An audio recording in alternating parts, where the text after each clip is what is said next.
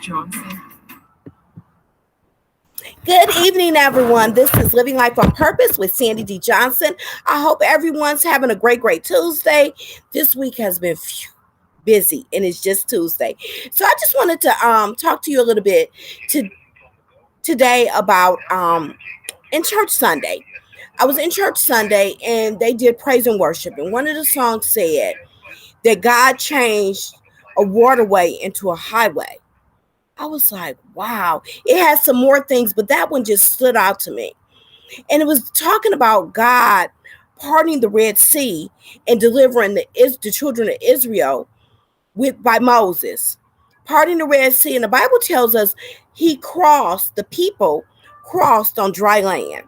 So the words muddy deliverance came to me. God does not give us muddy deliverance.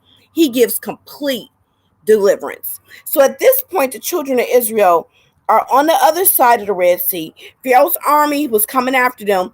God, after the last Israelite crossed, the sea closed, and all of Pharaoh's army, whoever was there, got drowned. But they stepped out of dry land. Not muddy, no fish flopping, dry land. So at this point, they're physically delivered. They're physically in a different place. But they start looking back. Like, what we gonna eat? Where we going? After just experiencing the miraculous power of God and being physically delivered from a situation, they were still questioning. We tired of manna. So their mental deliverance did not take place for 40 years when they were finally at a place that they can go into the promised land. So sometimes we could be physically moved from a situation.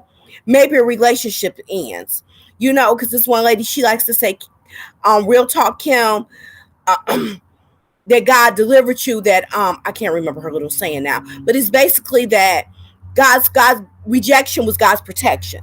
So the rejection we received was really God's protection from something else. So, but we're still looking back, hanging on, focusing on that broken relationship. Even though we're physically moved past from it, we're not mentally and emotionally. Just like the children of Israel.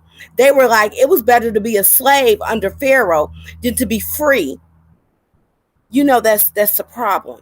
But sometimes when we step into our deliverance, when we step into true freedom, true freedom, it's such an uncomfortable place because we've been caught up in our drama and confusion for so long, caught up in bondage. We've been slaves to what we've been caught up in, that it's like a new beginning. You have to recreate who you are.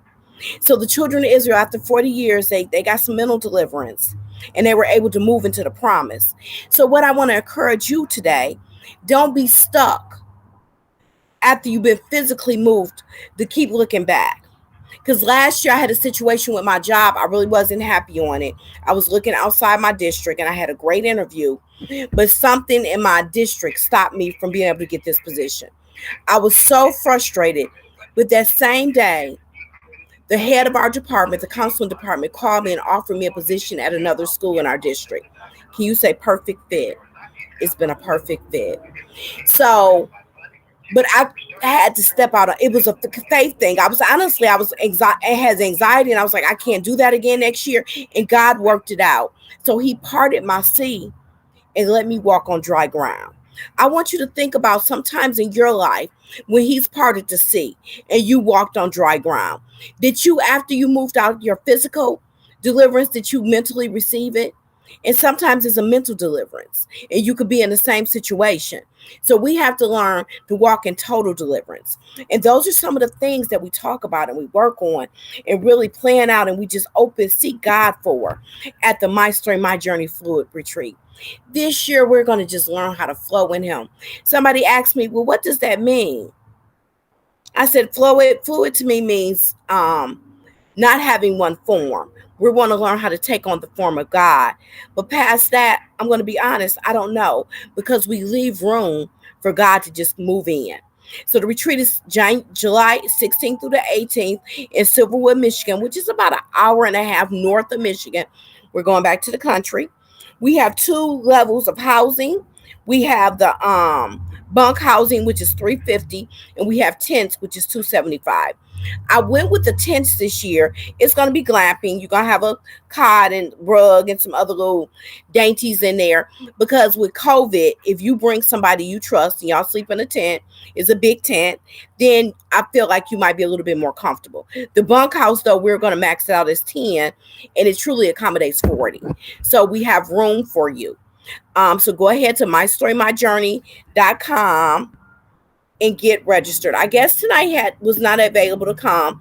We'll just reschedule her, but you can go get registered today. And I just want to let you give you a little bit more information about the retreat.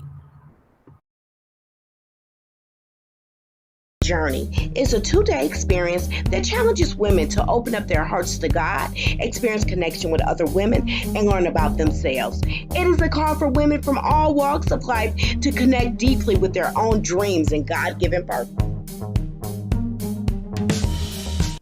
The theme of the 2021 summer retreat is fluid. Join us as we learn how to flow in purpose. We have an exciting time planned. Spiritual development, personal development, self-care to move your life towards the purpose that God has intended for you.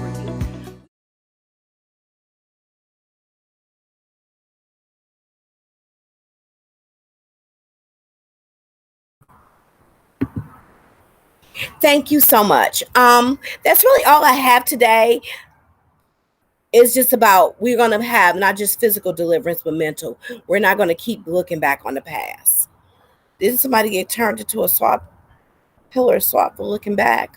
Because sometimes we can glamorize the past or what we went through instead of walking in our freedom. And we're going to learn to walk in freedom because life is beautiful. Life is grand, and we're going to enjoy all there is to it. So you guys continue to live life on